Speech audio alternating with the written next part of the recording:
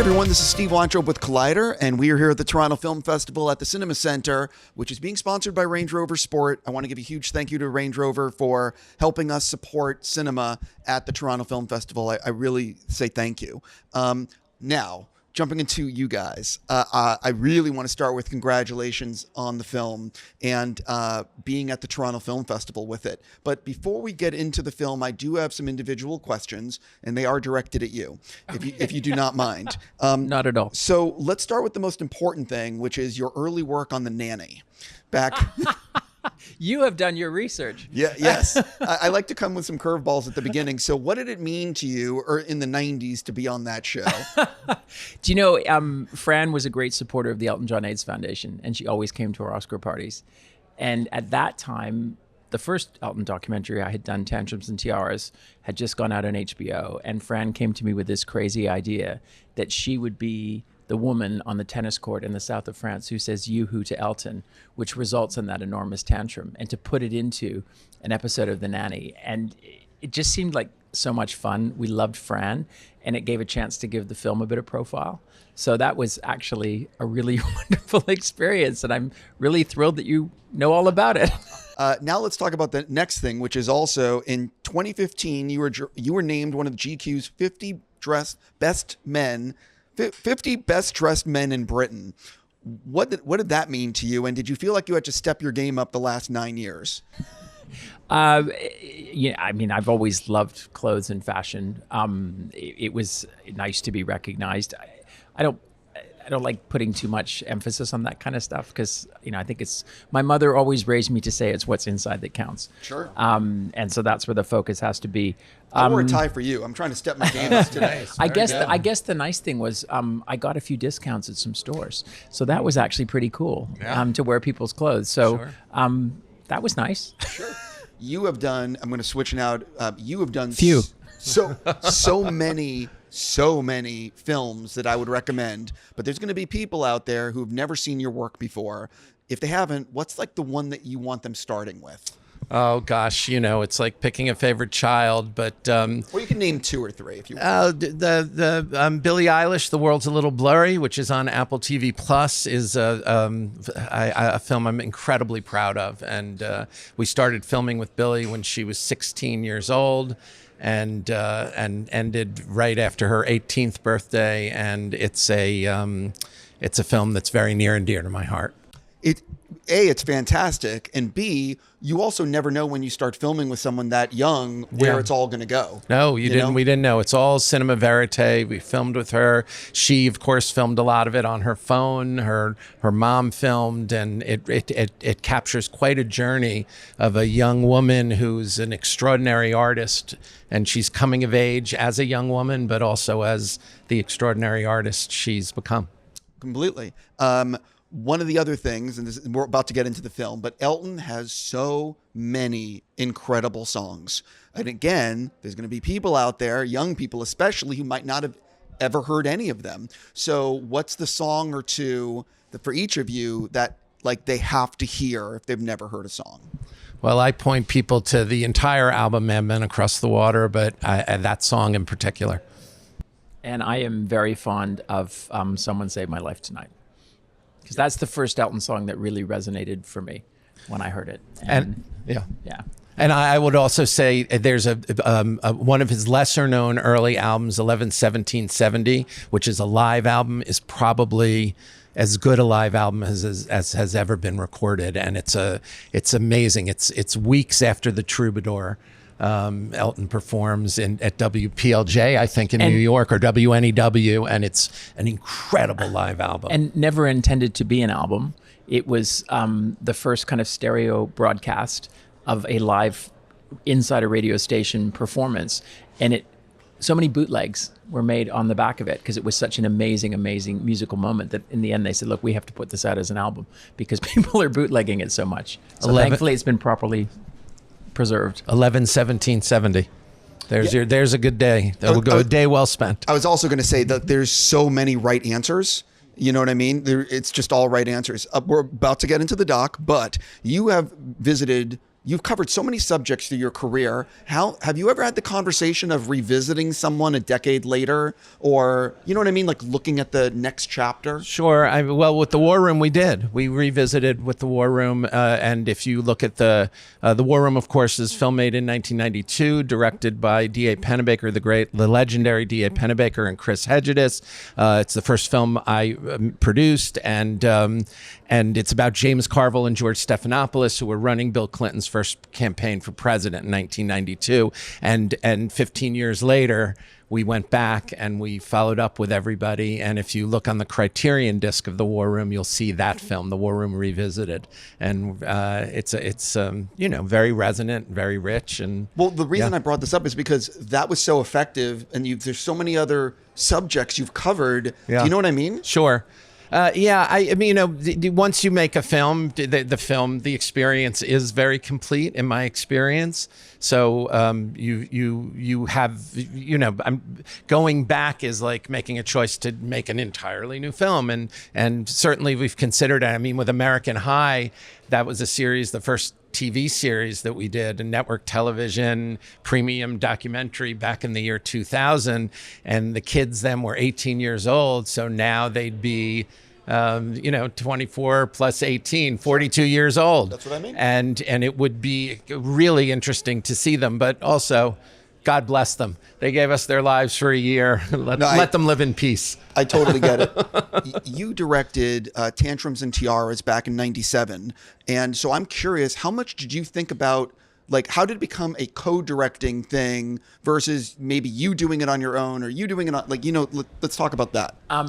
Tantrums was 95 actually. My bad. That's I wrote okay, down the wrong date. But it didn't come out in America until 97 because I couldn't get anybody to pick it up and run it. Okay, so I wasn't which was really interesting. Yeah, sorry, I shouldn't correct you.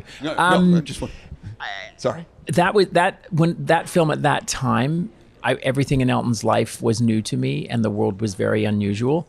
And so picking up a home video camera, it was a Hi8 camera before even digital home video, gave me an opportunity to do what I called video therapy, to kind of go into the world and go into our relationship and things that puzzled me and things that challenged me and confronted me. And the camera gave me almost like a shield in a way to be able to ask Elton things and to confront things that I didn't think were normal or healthy or unusual. RJ is someone I have long admired, and we were put together about the prospect of working. I didn't want the full responsibility of doing what I'd hoped would be a landmark documentary about Elton's life on my own. I don't think I bring the right amount of experience, and I don't think I bring the objectivity, the full objectivity that's required as a filmmaker. On the other hand, I'm a really good barometer for what is truthful for Elton in terms of his life and his world, and when things are genuinely authentic. And so I wanted to collaborate. I wanted to work with someone where I could bring the skills that I had to someone who has terrific experience, amazing resources, an amazing team. I'm also manage Elton. And we were in the middle of going back, this was actually just before COVID, but we'd just come off the road from hugely successful tours in Australia, New Zealand. We'd been down there for 7 months. And we were back in LA. We had a coffee together at the San Vicente Bungalows. And it was the day before lockdown. But RJ was the only person I really spoke to. It's a short list of people that I would really choose to collaborate with. And I felt such an instant connection with him. I felt a kindred spirit. I felt a sense of trust. My defining question, when I look to collaboration, because it is embarking on a big journey, is would I go on a dangerous mission with this person? And I would go on any dangerous mission with RJ. He gave me that sense of being steady and reliable and dependable and solid and creative. And then I always think there's a little bit of serendipity or kismet in everything in life. And a lot of our film is about Elton recognizing those moments in his life. When RJ shared with me that he'd actually been at Madison Square Garden for the John Lennon concert in 1974, which is something Elton had always talked about as being a significant moment in his life. The fact that RJ had seen that, and that was the first concert you ever went to. Yeah, I was 13 years old, and I was like, okay, universe has just sent me the signal that I need. This is the person to collaborate with.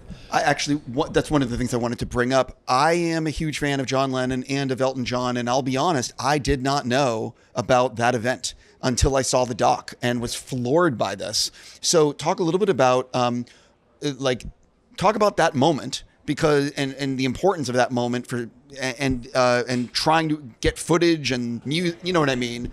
Well, I mean, having been there, and it was the very first concert I went to. I was 13 years old. I had to commit grand larceny and forgery in order to get a ticket. You know, in those days, there was no secondary ticket market. You either somehow magically had a ticket to Madison Square Garden or you didn't. And I was a kid who needed to be at that concert, and I did everything I could, and I got a ticket, and I went.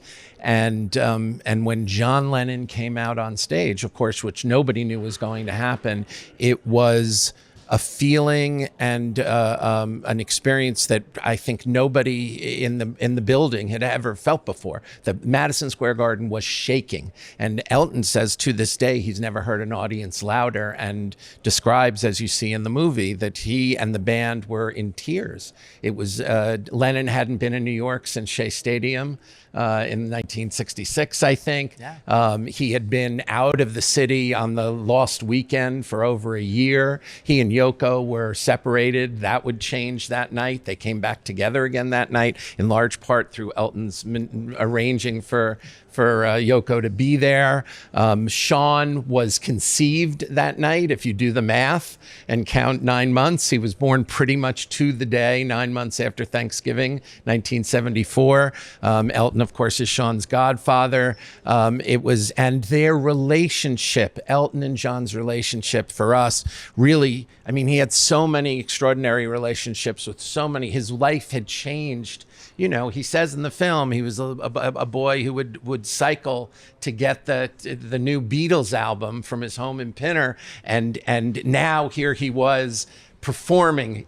John Lennon was on his stage, and they were singing. I saw her standing there and singing the song that he had helped John Lennon make into a #1 hit. Lennon didn't even know it would be a #1 hit, but Elton knew, and so for so many reasons, this was one of the most extraordinary nights of Elton's life, and to be able to recreate it in the film was just such a thrill. We got every picture, we got every frame. You know, nobody had cameras in those days. You couldn't bring a camera in, but there's enough people who snuck their cameras in and held on to their footage from that night, and also enough still photographs that we could recreate the whole evening. And we had this amazing audio recording of it, so you could feel like you're there. These were bits and pieces we'd had in our archive. Sorry, these were bits and pieces we'd had in our archive, but had never really been taken out. And when I saw the first edit of it, I thought the work that had been done to capture the magic and the spirit and the energy with really limited scrap bits of footage and photography and that wonderful audio track, it's now been preserved for history, and it is such a historically significant moment in both their professional and personal histories. That it's now been preserved forever, which is the great thing about film. Yeah, I mean, it's a reason alone just to watch the doc. You know what I mean? Just to watch a film just for that stuff. Well, that Elton John friendship, romance, love was so important, and that night was a turning point, because it was the night that John Lennon kind of became a dad and recommitted to his family.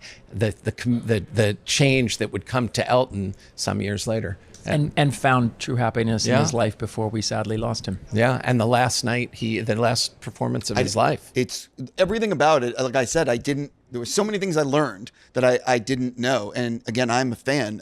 So I have to ask you, as a co-director, and it's an unusual thing because you are manager, husband, father, like you're so involved in Elton's life, and also with the film. Like, you show your kids in the film a little bit, but how much, like, where was that line for you of, this is too personal, what am I willing to show as a director and as a dad? I think Elton and I were both very protective of our sons. We actively don't promote them in the media. If we put pictures of our family life on social media, we don't show their faces. We show them from behind.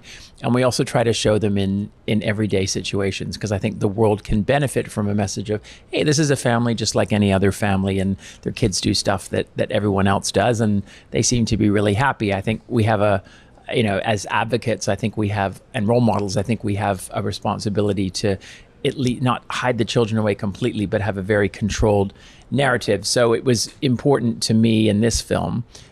Obviously, if you're going to show that Elton's coming off the road, and the real reason he's coming off the road is the love of family, the children have to be in it. The challenge was only one of our two sons actually likes being filmed. The other one doesn't like being filmed at all. And we had numerous times where the crew would come in, or I would even pick up my phone and try to capture stuff. And my older son would be, "You're filming me, aren't you? I don't want to be filmed." He just would completely shut down. And the magical moment that we got, and this is what I love about documentaries, when you get these gifts from the heavens. Elton's sitting in the studio and he has that FaceTime call with his sons. Zachary would never have done that on camera. But the fact that's just the way he and his daddy talk, and then he and his brother poking fun with each other and playing around like every other kid does. There's so much in that phone call. You can see how they're brothers. You can see how they're active and involved and committed in school stuff like every other kid. And you can see how much Elton absolutely adores his sons and was determined based on his own childhood. He said, when we had Zachary and then we had Elijah, he said, "I don't want my children to know fear." He said, "Every day I came home from school, every time I came back home, it was like walking on eggshells." And he mentions that in the documentary. And you can see the culture around our sons. It's loving, it's positive. He tells them he loves them every single day. He compliments them. Elton as a child, by comparison, was always criticized and always put down and always told what he was doing wrong, and nothing was ever good enough. And he was collared around the ear. It's a very powerful contrast when you hear of Elton's childhood and you see that. And I was so happy that there's so much narrative content and so much deep life meaning just in that one little sequence. I did have to sit down with both boys at the end and screen the whole film for them and get their permission. Because when we started filming, they were, "Well, hang on a minute, we don't know if we want to be part of this." And I said, "Don't worry, we'll show you the whole film, and if there's anything you don't like, we will take it out."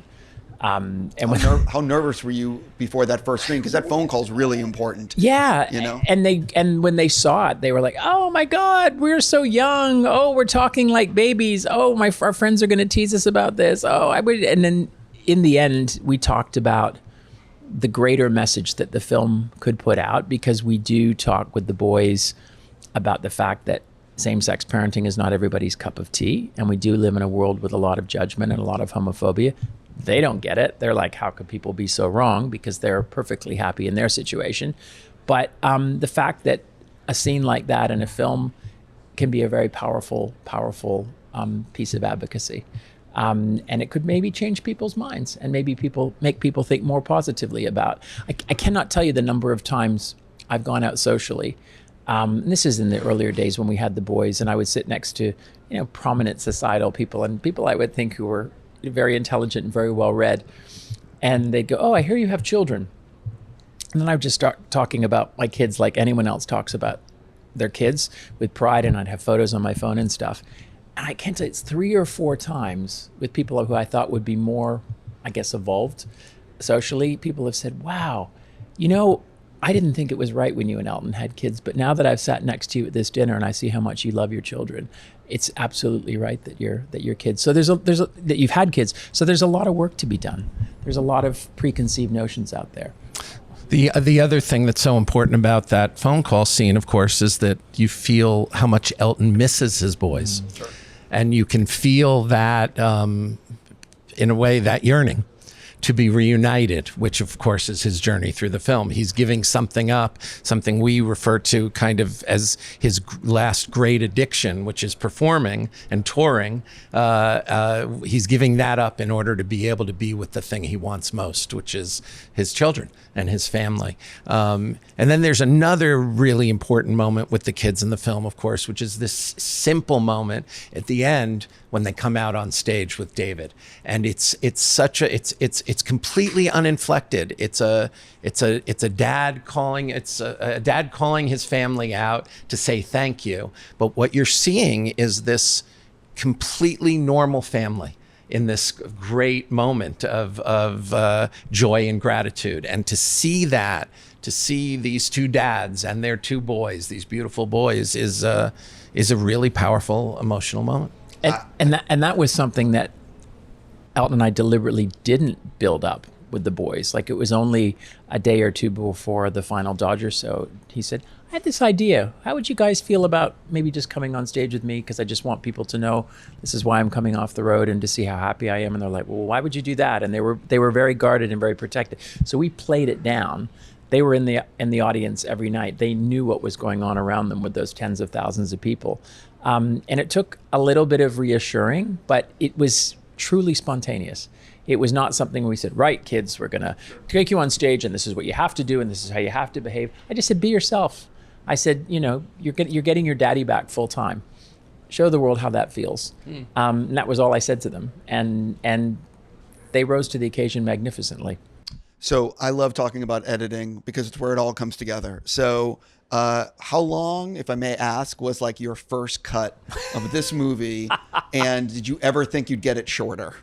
Well, it's always long, and you never think you're going to get it shorter. The first cut was probably about 3 hours, 3:15. Not so bad. No. I mean, I've done worse. The first cut of Billie Eilish was 27 hours. Are you joking? So, yes, I'm not joking. It's a delightful 27 hours if you have the time. Come on over. I'll show it to you. Okay. In all my years of talking to directors about assembly cuts and edits, I have never heard anything above Peter Jackson on the Beatles. Yeah. Maybe his first cut, he told me, was like 12 hours or 15. Yeah. I've never heard 27. Well, there you go. Billy had a lot to say. I'm like, wow. And especially someone so early on in their life journey. Yes, it was. And I'm telling you, it was very compelling. If you watch it in 5-hour chunks over the course of a week, it's a very satisfying cut. With this, we were about... I am like, oh my God. Like, sorry. And it came down. It came down beautifully. It's like a sauce of these films. You're making a reduction. There are two metaphors I always use. One is the sauce reduction, and you're finding the essence until it tastes just right. And the other is the block of clay, where you're carving away to see what it wants to be and what shape it wants to take. So you asked, did we ever think we would get it down? Thank goodness for my experience, because whether I think we're going to get it down or not, which of course I think we're never going to get it down, but I know in my heart it will come down the way all the films do, and they reduce, and you find the sculpture within the block of clay. I also think, as a filmmaker, no one ever leaves the cinema and goes, wow, that was too short. Like, I always like to leave the audience with a sense that you pack something with a lot of information and a lot of emotion in a sensible time frame. There's so much long-form cinema and so much long-form content now. Some of it's absolutely appropriate and fits with the subject matter really, really well. But I think pacing and keeping an audience fully engaged and keeping the energy is super important. Well, the thing about, though, with Elton is, like, I'm a big fan, and I don't mind seeing more concert footage, or I don't mind seeing certain other things. So it's a question of, like, ultimately, what's the story you're saying? Which leads me to my next question. You spend it's basically the Dodger Stadium, like building to Dodger Stadium and stuff in the 70s, in the early 70s. How did you guys figure out, like, sort of what the storyline was going to be? This was a conversation. David referred to the very first conversation we had when we were talking about maybe working together. And I think in large part of why we knew that this was going to be a successful collaboration is in that very first conversation conversation, David said, I think it should be shaped around the final tour. And I said, and if that's the spine, the nerves will be the first 5 years. Because I'd always thought those first 5 years would, what a prolific time period, time of artistic explosion that Elton went through. And you have to remember, this was a time when the Beatles had broken up, the Stones weren't touring, they were having their own problems, people had died, Janis Joplin had died, Jimi Hendrix had died. Nobody really knew where the music industry and pop music was going. And along comes Elton John with this extraordinary explosion, 14 albums in 5 years. It's crazy. It's crazy. 7 of them go to #1. Songs that we now consider to be the classic songs. I mean, you're talking about from the Elton John album to Captain Fantastic, all of those albums in that time period. And it's a 5-year time period. Plus, he's making this monumental decision about his life, which is to come out to Rolling Stone. He almost dies on the road. And on the road to that, he almost dies at the age of 27, the same age that all those other rock stars died early and too young. And Elton is able to save his life and put it on the track that he wants it to be on. And we discussed in that very first conversation that decision could parallel the decision he's making now to come on the road. So that, when you can have that kind of a incredible collaborative conversation, creative conversation in your first meeting with great comfort, I mean, who would not want to pursue this? And I was particularly excited about the opportunity. I see the numbers behind Elton's music, which is one of the benefits of streaming today, and nearly 60% of his music is now streamed by 18 to 35-year-olds, which is not like his contemporaries. So there's a whole young group of people out there discovering these songs. I don't think they have any idea of the history behind them. I don't think they realize the intensity of the creative process. I don't think they realize how monumental it was for Elton to come out in 1976. What a different place the world was, and what a tremendous risk that was. You should really emphasize that, because it was a dangerous time to come out. Absolutely. And he was also at the height of his fame. Yes. Biggest star in the world. Yes. Yeah. People were not coming out. Yeah. Nobody came out. He risked his career. But also people, it's more common now for people to come out, but it's still, people won't come out because there's that risk to their career. Yes. And this is 50 years later. Yes. Yeah. So I think it was good to give young people that context.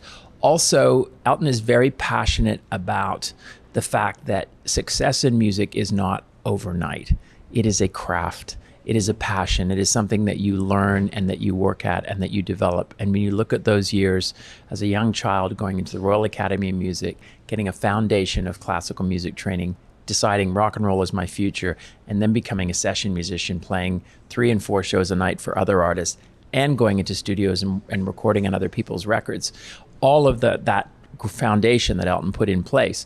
Yeah, the Troubadour looks like overnight success, but the reality is everything Elton had done in his life up until that point prepared him for that opportunity, so that when he had the chance, he landed way bigger than he ever expected to. And then he just kept running and kept working and kept, writing and creating and touring and performing. It's unfortunate, some of the reality television shows around music think that you can have a lasting career in music if you just go on TV and sing, karaoke and sing someone else's hit. There's no foundation there in which a career can be sustained. So I hope that young people who have musical, aspirations can watch and feel from Elton's journey, okay, I got work to do. There's things I need to learn. There's lots of opportunities that I need to step into. Our world is so instant now. And people sometimes get attracted to just the fame and the glory side, when in fact it's a craft that you learn. I always try to explain to people, it's great television, but it's not a great music career. Absolutely. Well, look at Chapel now. Look at Chapel Roan, the decade that she's put in. 100%. And that's why she's so extraordinary. Yeah. So I'm just about out of time. And so individual questions. I know you're involved in about 72 projects. So what are a few of them that you are working on that are far out? Not the one that's coming tomorrow. Well, I will say coming tomorrow, in addition to the Elton John film, is a film I've just completed about Martha Stewart. Stewart that's going to be on Netflix in the fall, and we're very excited and honored about that as well. And we have a number of different films coming up, a movie about the man who invented K-pop, the Korean futurist and a genius, Lee Soo-man, somebody who's not known in America but will be after this film. Just an incredible story about how he invented this part of pop music that has taken over the world. Lou Pearlman, but not bad. Well, it won't compare them at all. Won't compare them at all. I'm teasing, but you know. We're working with our dear friends at Imagine Entertainment and Major League Baseball on a project about this year's World Series that I'm very excited about, and soon we'll be able to announce our distribution partner as well. There are a lot of great projects that we're just. It's a thrilling time in documentary. I compare it to the 1970s in narrative filmmaking, where artists are really expanding the form, spreading their wings, building up their muscles, telling incredible stories. And, I'm just honored to be part of the documentary filmmaking community. And a question about Elton John and like what could be coming in the future, because I'm assuming over the years you guys have recorded so much stuff. And is there plans for like more concert films or, things like that? Or... Elton is most inspired by new creation. That is what excites him the most. We have 2 stage musicals opening this year. We have The Devil Wears Prada, which we've been working on for over 8 years in London, which is going to have its world premiere on the 1st of December, World AIDS Day. And we're very excited about that. And we have a musical that we've been working on for 14 years about the life of Tammy Faye Baker, the televangelist. And we did, we opened that in a very limited capacity at the Almeida Theatre in London, which is only a 300-seat theater. We did it very much off the radar and said this isn't the next big Elton John musical, because we wanted it to find its feet and get a sense of how audiences would respond. We sold out almost immediately, got fantastic reviews, and now we're going to open on Broadway in the newly restored Palace Theater in November. So that's just 2 irons that we have in the fire at the moment. Elton, I know, wants to write and record and continue to develop new stuff. He doesn't sit on an archive of unreleased recordings that he's dying to put out. He always does one album at a time. It is very much something that exists in its own right. And if it doesn't make it onto the album, then in his mind, it shouldn't be on the album and it shouldn't be released publicly. So Elton is the least nostalgic person I know. I think the thing that he would find difficult would be to sort of say, oh, let's keep going back and looking at the past. Let's keep unearthing things that haven't been seen or done before. I was so thrilled with this documentary. We had an opportunity to do that with, the archive footage that we have and the audio tapes, Elton's handwritten diaries that serendipitously found their way back to us, a few years ago. Elton had forgotten he'd done them. And they are literally a handwritten day-by-day account of, the rise of one of the most important and successful careers in music history. He's like a shark. He has to keep moving forward to stay alive.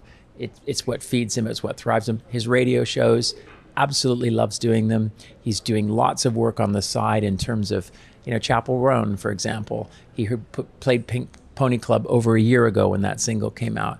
Got her number, called her, and has stayed in touch with her ever since, and has sort of checks in from time to time because he watches the charts every day. Doesn't do it for kudos. He does it because he cares about the future of young artists, and he sees people with talent and potential. And he calls her up and he says, okay, your album's about to break. Really? Oh yeah, I'm watching the numbers. I know how this works. I know how the charts work. You're getting the right amount of ads. This is hanging around. This is your lead single. And so he does that for love. He does that for love of craft. And he does it because he remembers all of the artists when he was starting out, like Leon Russell, like Brian Wilson from the Beach Boys, like George Harrison, who, reached out to Elton to say, or Dylan, to reach out to him to say, I love what you do. Have you thought of doing this? Or, just kind of giving him the nudge and the nods that he needed to continue to propel him in the right direction. I have to ask you one last thing, and then I really have to let you leave. I am so curious about Devil Wears Prada. What can you tease about this? If you love the film, you'll love the show. Vanessa Williams is playing Miranda Priestley, and she is terrific. Vanessa's a beautiful singer and a fantastic actress. The songs sound very much like Elton John songs. It's a really great, fun, sonic pop soundtrack. Clothes look great. As they should do. And our director is Jerry Mitchell, who did Kinky Boots, who's a fantastic director choreographer. So visually everything holds together. It's cohesive and really well, and it's fun. There's so much negative stuff in our world right now. We wanted to create a show that people could go to the theater, sit back in their seat, and have a good time and laugh and just enjoy themselves. Can I ask just how many songs are in the thing? Off the top of my head, I would probably say there's at least 14. And it's hard for me because songs come in and come out and they change, and we're still we'll work on the show until the night that the critics come in. You're always with musicals polishing the jewel constantly. And looking at ways of reconfiguring and doing things. So it's why I'm not on my toes saying we have this number of songs. It doesn't come out, you said, till December 1st. We're going to open, our gala opening is 1st of December in London at the Dominion Theatre, which is a big, beautiful theater. And if I may, and on the subject of new Elton material, as you know from having seen the film, there's the closing credits song that he and Brandi Carlile wrote and perform that is called Never Too Late. And we took the film's name from that song. And what a beautiful, beautiful song it is that encapsulates all of the themes of the film so well. And that came from not last summer, but the summer before. Elton and Brandi are close friends, our family's holiday together. They were staying with us, and I shared a very rough edit of the film with Brandi because he's been her musical North Star her entire life. And I know how much she knows about Elton musical history, and I just wanted to get her feedback on the film. And she was so inspired, she wrote that lyric. Said to Elton, I just saw the film and this is what this film's about. And asked Elton if he wanted to write to it, and he did. And we have a wonderful song closing our film now. On that note, I will say that the film will be available. It's here premiering at the Toronto Film Festival, but it will be on Disney Plus December, I forget the date. 13th. And a month before in theaters. And there we go. Listen, congrats on this. Thank you for doing what you do, and more interviews from Toronto soon. Thank you. What a pleasure. Thank you, Steve. Thank you so much. Thank you so much.